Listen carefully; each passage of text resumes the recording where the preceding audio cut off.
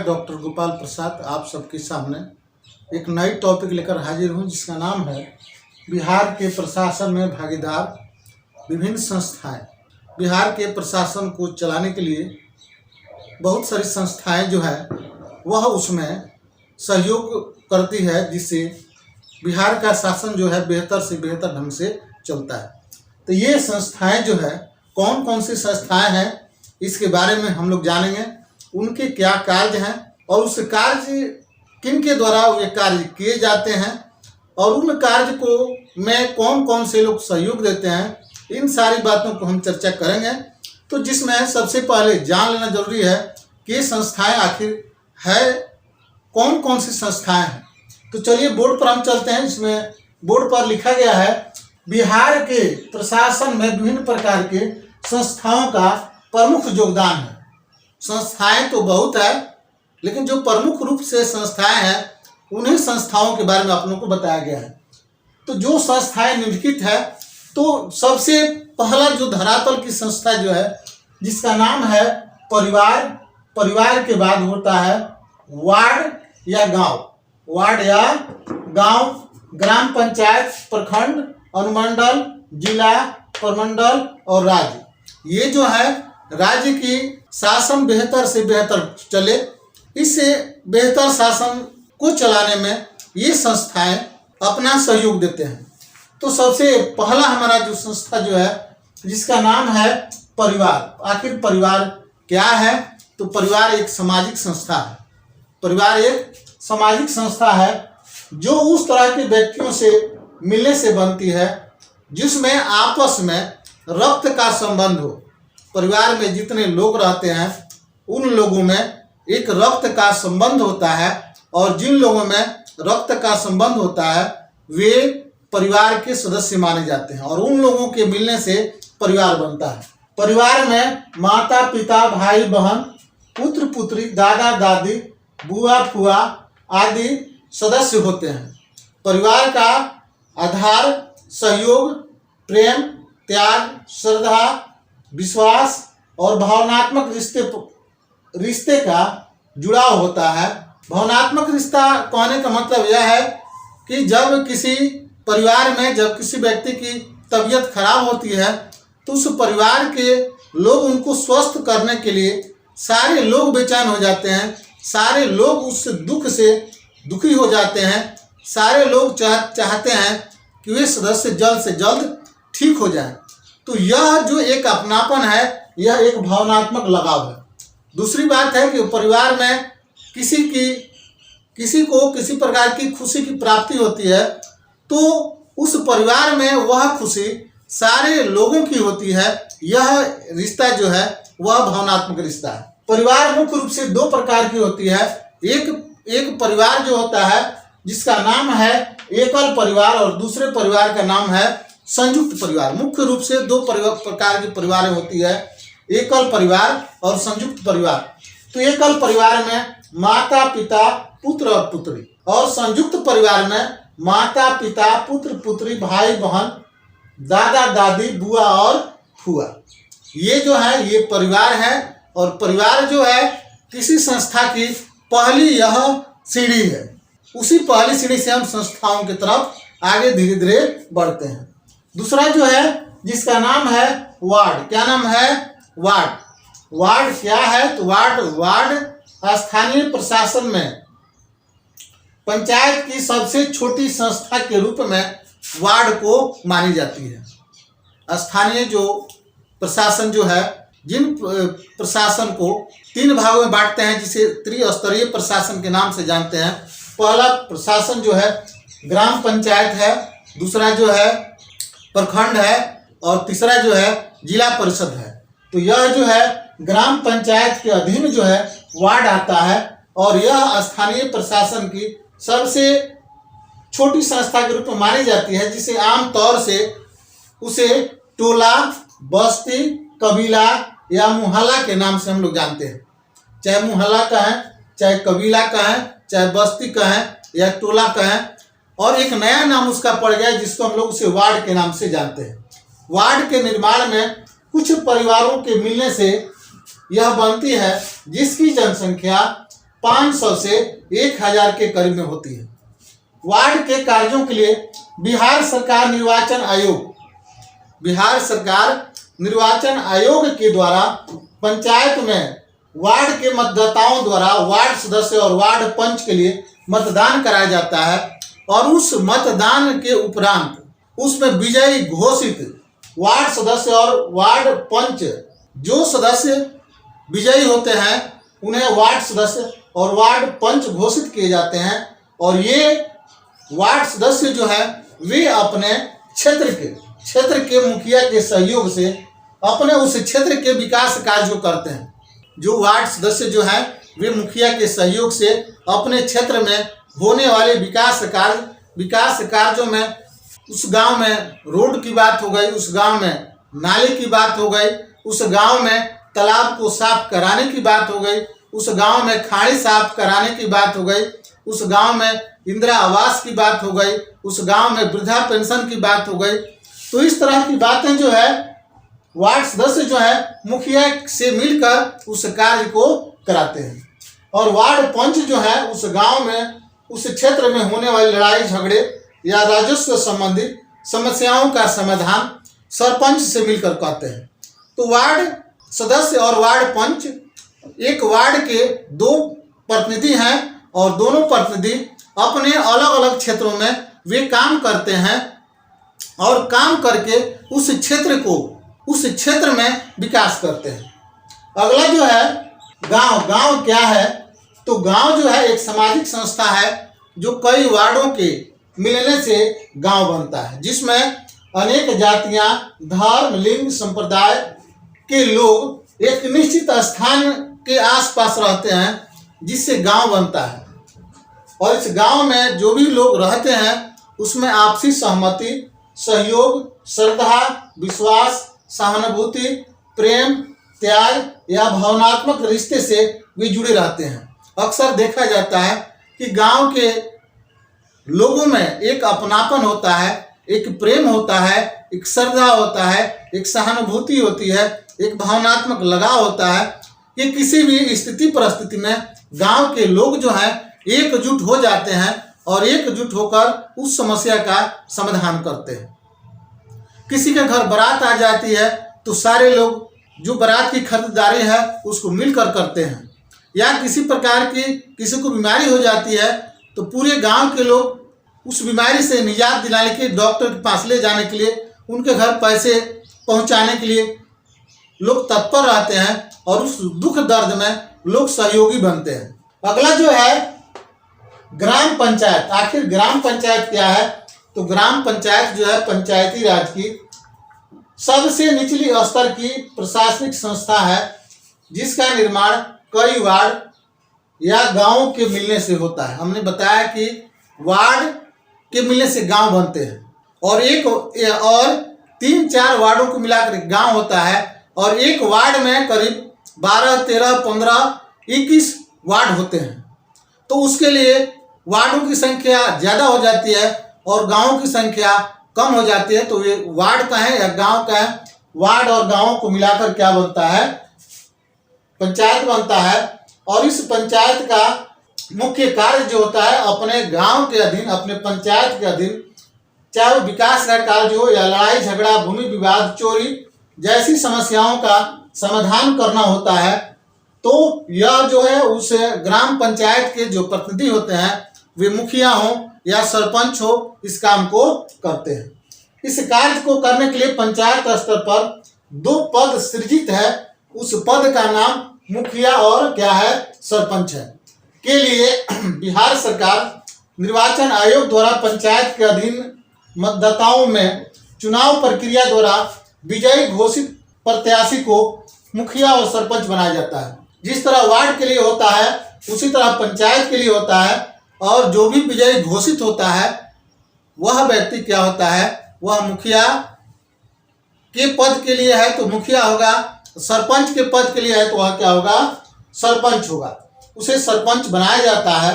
और पंचायत के मुखिया एक पंचायत के जो सेवक जो होते हैं जिसको ग्राम सेवक कहते हैं, पंचायत का मुखिया ग्राम सेवक की मदद से, सहयोग से अपने क्षेत्र में विकास की गति देता है, विकास जैसे कार्यों को वह कराता है और उन कार्यों में वह अपने वार्ड सदस्य जो होते हैं उनका वह सहयोग लेता है।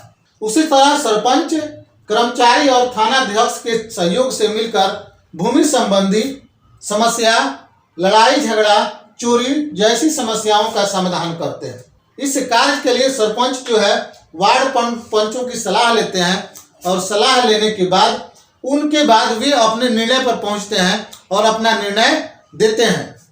उसी तरह मुखिया जो है, मुखिया अपने विकास के कार्यों के लिए उस क्षेत्र के वार्ड सदस्य के क्षेत्रों की समस्याओं के निदान के लिए सलाह लेने के बाद वह अपना निर्णय देता है या उस तरह का प्रपोजल अपने वरीय पदाधिकारी को भेजता है कि उनके क्षेत्र में वह काम कराया जा सके। मुखिया और सरपंच का मुख्य दायित्व होता है कि वे उस क्षेत्र में आपसी भाईचारे की भावना को कायम रखें और उस क्षेत्र में शांति व्यवस्था कायम रखें।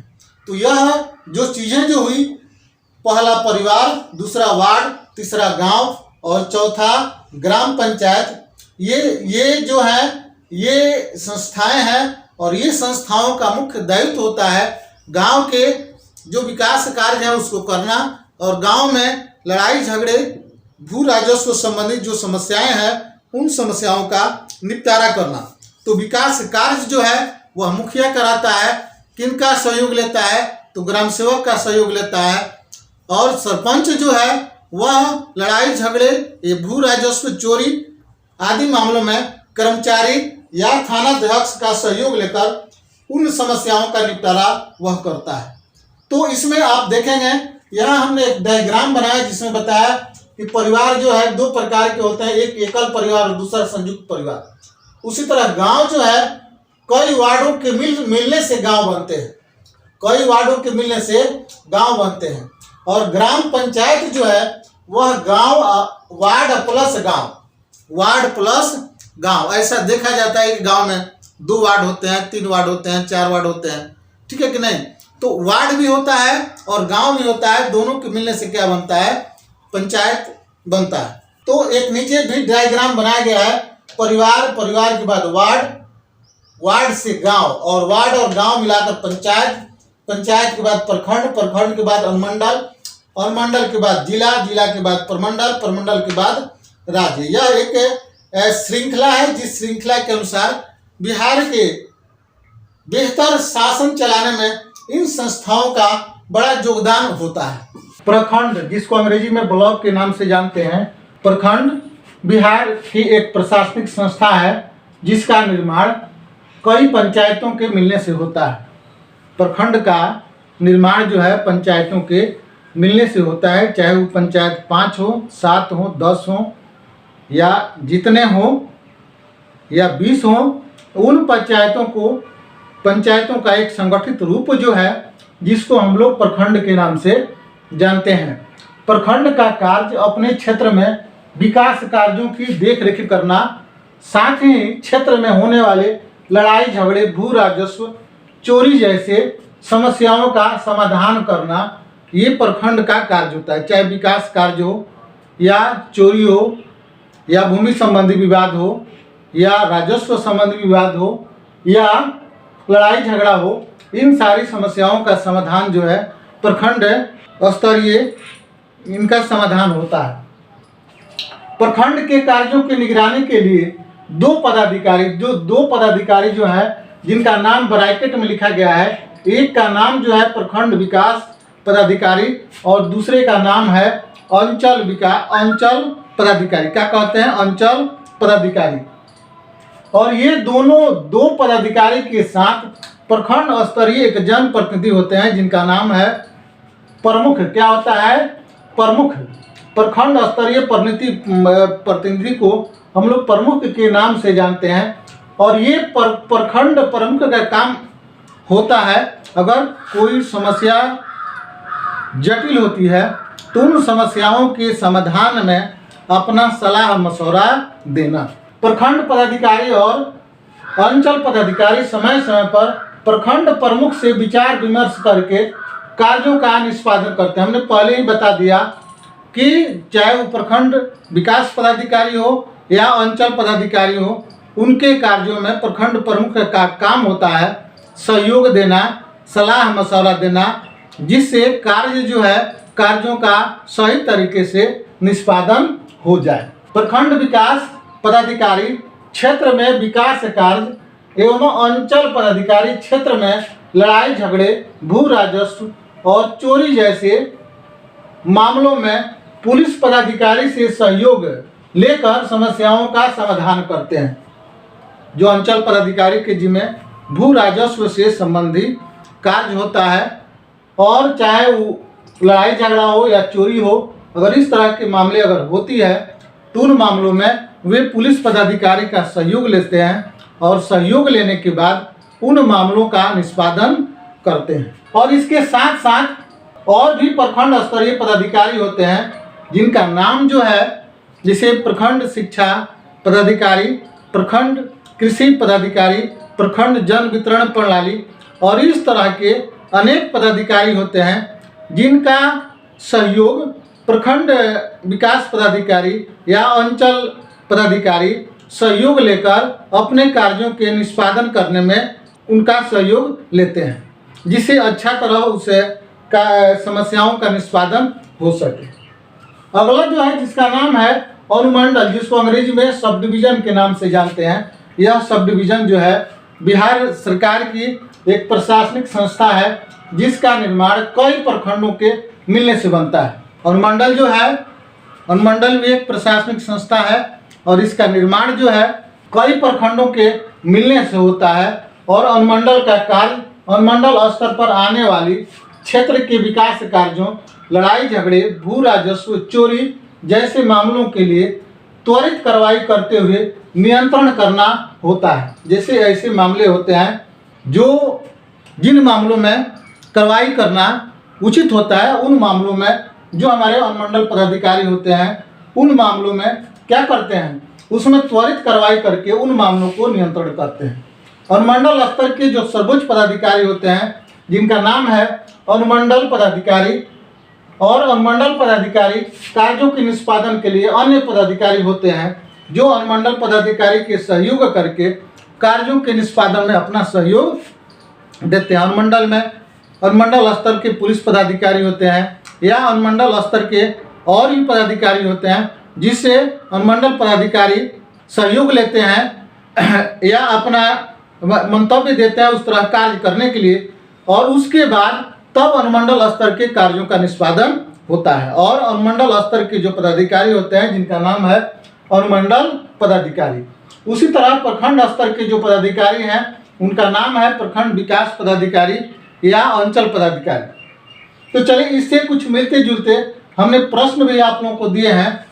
जैसे पहला प्रश्न जो है, परिवार का निर्माण किन तरह के व्यक्तियों के मिलने से होता है? परिवार का निर्माण किन तरह के व्यक्तियों के मिलने से होता है? तो इसमें लिखा गया है समान रक्त समूह।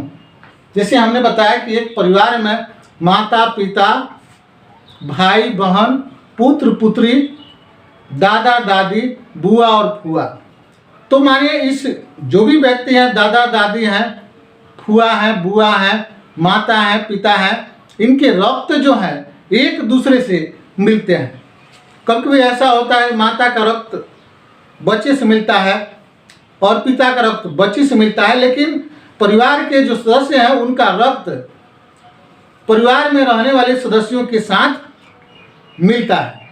तो इसीलिए कहा गया है किन तरह के व्यक्तियों के मिलने से होता है। तो यह जो है समान रक्त समूह, किसी न किसी के रक्त के समान उनका रक्त समूह होता है, और उस तरह के व्यक्तियों के मिलने से क्या बनता है, परिवार का निर्माण होता है। अगला सवाल है, वार्ड के विभिन्न कार्यों के निष्पादन का दायित्व किनका होता है? तो वार्ड में दो तरह के चयनित प्रतिनिधि होते हैं जिनका नाम है, एक का नाम है वार्ड सदस्य और दूसरे का नाम है वार्ड पंच। अगला सवाल है, पंचायत के विभिन्न कार्यों के निष्पादन का दायित्व किनका होता है? तो एक जो है मुखिया है और दूसरे हैं सरपंच। एक जो है क्या नाम है इनका, मुखिया, और दूसरे जो हैं क्या है, सरपंच। दो हैं मुखिया या सरपंच। अगला जो है प्रखंड के कार्यों के निष्पादन का दायित्व किनका होता है, तो ये जो है प्रखंड विकास पदाधिकारी, और दूसरे का नाम है अंचल विकास पदाधिकारी। अगला सवाल है प्रखंड स्तरीय जनप्रतिनिधि क्या कहलाते हैं, तो वे जो है प्रखंड स्तरीय जनप्रतिनिधि प्रमुख के नाम से जाने जाते हैं। अनुमंडल स्तरीय पदाधिकारी को किस नाम से जानते हैं, तो उनका नाम जो है अनुमंडल पदाधिकारी। क्या नाम है? अनुमंडल पदाधिकारी। चलिए हम इधर चलते हैं। हमने एक एरोग्राम बनाकर समझाने का प्रयास किया कि ये संस्थाएं जो है किस तरह बनती है। तो सबसे पहले हमने आप लोगों को परिवार के बारे में बताया था, और परिवार जब मिलते हैं तो उसे वार्ड बनता है। क्या बनता है? परिवारों के मिलने से वार्ड बनता है। और इस वार्ड में एक जैसे लिखा गया वार्ड के मिलने से गांव भी बनता है। 2 3 जब वार्ड मिलता है तो क्या बनता है? गांव बनता है। क्या बनता है? गांव बनता है। या कहा जाए गांव का जो डिवाइडेशन जो किया जाता है वार्ड के रूप में किया जाता है। तो ऐसा मान लिया जाए कि गांव का विभाजन वार्ड के रूप में हो, या वार्ड के मिलने से गांव का निर्माण होता है। लेकिन पंचायत जो है कई वार्डों के मिलने से या कई गांवों के मिलने से क्या बनता है? पंचायत का निर्माण होता है, जिसमें कई गांव हैं या कई वार्ड हैं, तो इनके मिलने से क्या बनता है? पंचायत का निर्माण होता है। उसी तरह पंचायत के मिलने से प्रखंड का निर्माण होता है। कई पंचायतों के मिलने से प्रखंड का निर्माण होता है, और उसी तरह कई प्रखंडों के मिलने से अनुमंडल का निर्माण होता है। कई अनुमंडल के मिलने से जिला का निर्माण होता है, और कई जिले के मिलने से प्रमंडल का निर्माण होता है, और कई प्रमंडल के मिलने से राज्य का निर्माण होता है, और कई राज्यों के मिलने से क्या बनता है जी? देश बनता है। और अपने देश का नाम भारत है। तो देखिए वार्ड अपने यहाँ जो है करीब 1,15,000 के करीब जो है बिहार में वार्डों की संख्या है, और पंचायत जो है 8,471। देखिए जितने वार्ड है उससे कम हो गए पंचायत। तो वार्ड मिलेंगे तो पंचायत बनेंगे। तो इतने वार्ड मिले हैं तो कितने पंचायत बने हैं? इतने 8,471। और 8,471 जब पंचायत मिले हैं तो 534 जो है वे प्रखंड बने हैं। और 534 जब प्रखंड एक साथ मिले हैं तो क्या बने हैं? 101 अनुमंडल बने हैं। और 101 अनुमंडल मिले हैं तो 38 जिले बने हैं। और 38 जब जिले मिले हैं तो 9 प्रमंडल बने हैं। और 9 प्रमंडल के मिलने से क्या बने हैं? एक राज्य बने हैं। क्या बने हैं? एक राज्य बने हैं। और उसी तरह जब 28 राज्य मिले हैं तो एक देश बना है, और उस देश का नाम क्या है? भारत है। क्या है? भारत है।